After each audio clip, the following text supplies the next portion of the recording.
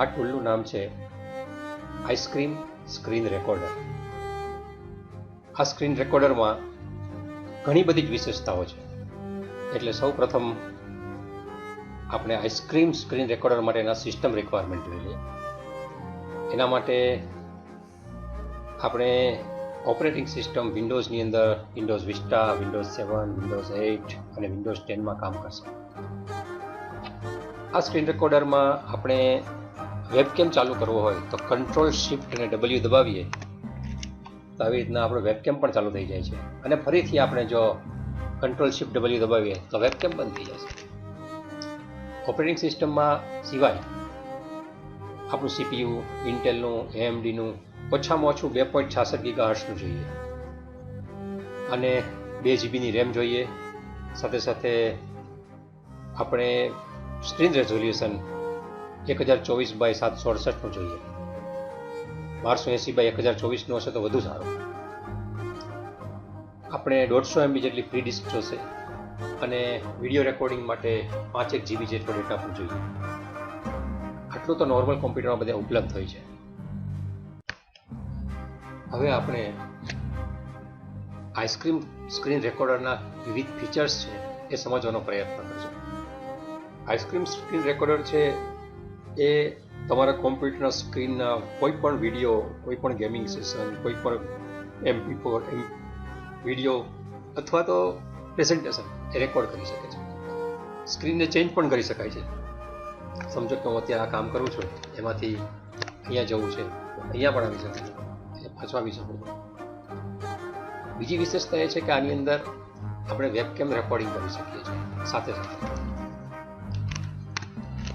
આ વેબકેમની મદદથી વચ્ચે જરૂર લાગે ત્યારે આપણે કોઈ વસ્તુને ડાયરેક્ટ બતાવી હોય હાથ દ્વારા કોઈ એક્શન કરીને તો પણ બતાવી શકીએ છીએ. જરૂર ન હોય તો વેબકેમ ઓફ રાખવો વધુ હિતાવહ છે. બીજું ફીચર છે સ્ક્રીનશોટ ટેકિંગ. કોઈ પણ સ્ક્રીનશોટ આપણે લેવો હોય તો એ પણ ચાલુ રેકોર્ડિંગ દરમિયાન આપણે સ્ક્રીનશોટ કરી શકીએ. આની અંદર આપણે ડ્રોઈંગ પણ બનાવી શકીએ છીએ. આ વસ્તુમાં હું તમને સમજાવું છું, વચ્ચે મારે કંઈ હાઇલાઇટ કરવું હોય તો હાઇલાઇટ કરવાની સગવડ પણ આની અંદર છે. Sound recording. અત્યારે હું માઇક્રોફોન ઓન રાખીને બોલું છું એટલે આ રેકોર્ડિંગ થાય છે. પણ કોમ્પ્યુટર ઇનબિલ્ટ જે સાઉન્ડ છે એનો પણ જો આઉટપુટ મારે રેકોર્ડ કરવો હોય તો એને પણ આપણે ઇનેબલ કરી શકીએ છીએ. એ કઈ રીતે થઈ શકે આપણે આગળ જોઈશું. બીજું છે પ્રેઝન્ટેશન આપતી વખતે વચ્ચે મને કોઈ પણ કામ આવે છે અને મારે આ પ્રેઝન્ટેશનને રોકવું છે.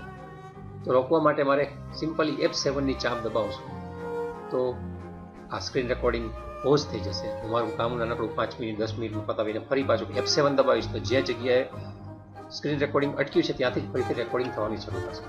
એ સગવડ પણ આની અંદર છે. એ સિવાય આની અંદર ખૂબ જ મોટા સાઇઝનું રેકોર્ડિંગ પણ કરવું હોય તો પણ થઈ શકે છે. આપણા ડિસ્કની જેટલી કેપેસિટી હોય એ પ્રમાણે આપણે કરી શકીએ છીએ રેકોર્ડિંગ. અને સાઇઝ પણ પહેલેથી આપણે સેટ કરવી તો સેટ પણ કરી શકીએ છીએ. ડેસ્કટોપના આઇકોન જો એના માટે છુપાવવા હોય, કારણ કે ઘણી વખત આપણે જે રેકોર્ડિંગ કરીએ તે સમયે હું સમજો કે આ ડેસ્કટોપ પર જાઉં છું તો આ ડેસ્કટોપના આઇકોન દેખાય છે, મારે કોઈને બતાવવાનું તો એ પણ મારે હાઇડ કરવા હોય તો આની અંદર એક ઓપ્શન છે કે જેમાં તમને પ્લેન જ ડેસ્કટોપ બતાવશે, બીજું કંઈ બતાવશે. હવે એના સેટિંગ જોઈ લઈએ.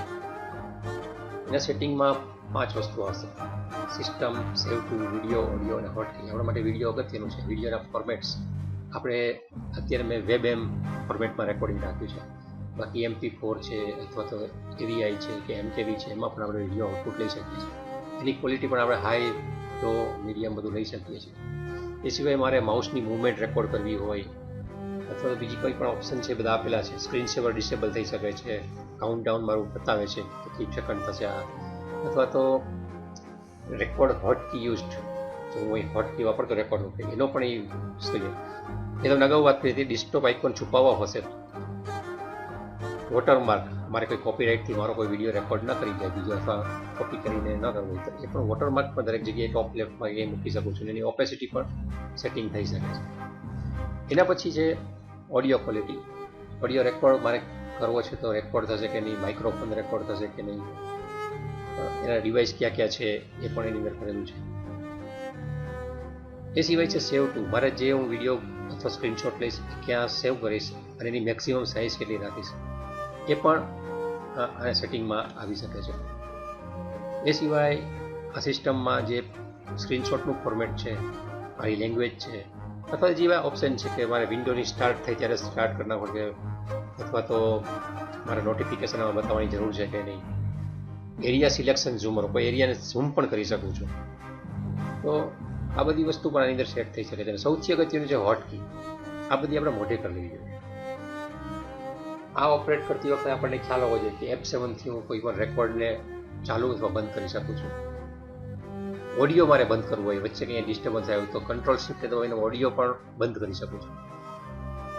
મારું પ્રેઝન્ટેશન મારે સ્ટોપ કરવું તો F8 દબાવીને બંધ કરી શકું છું. ચાલુમાં સ્ક્રીનશોટ લેવો હોય તો કંટ્રોલ શિફ્ટ ટી ચાલે છે. એવી જ રીતે ઝૂમ ઇન અને ઝૂમ આઉટ કરવું હોય તો એ પણ હું વેબ કેમ તમે કીધું શિફ્ટ કંટ્રોલ અને W આ દબાવી અને ફરી એક વખત ચાલુ કરીએ. આવી રીતે આખું સોફ્ટવેર આપણે ઓનલાઈન પ્રેઝન્ટેશન બનાવવા માટે વિદ્યાર્થીઓને સારી રીતના કોઈ પણ ટોપિક સમજાવવા માટે ઉપયોગી થઈ શકે છે. All the best. Thank you.